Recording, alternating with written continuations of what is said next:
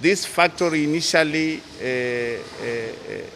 was envisaged to have a capacity of about 50,000 metric tons per day in terms of mango production. And also, we thought that since we are going to produce mango, we can also produce water.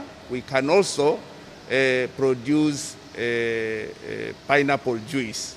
And in our planning, we did agree that we are going to add another belt to produce pineapple juice, because this area is also very rich in pineapple farming, particularly the area of Magarini.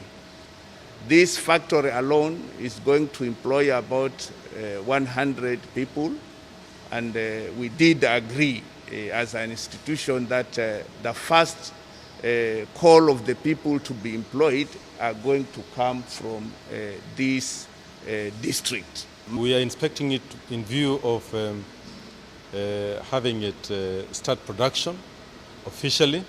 You can see it's already producing some water and also some juice.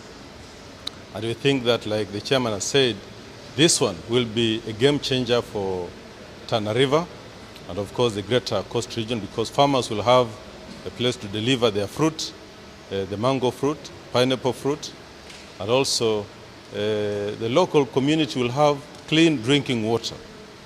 And I think that the employment that will be created will be something to be proud of.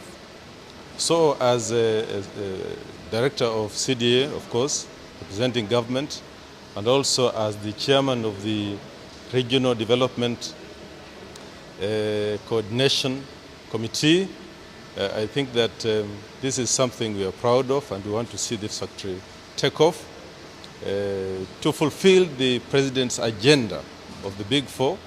One of the items, of course, is industrialization.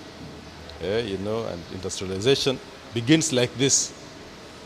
The factory will produce another factory and another factory and so on. So I think this is good investment. We just want to tidy it up and then we'll be ready to go.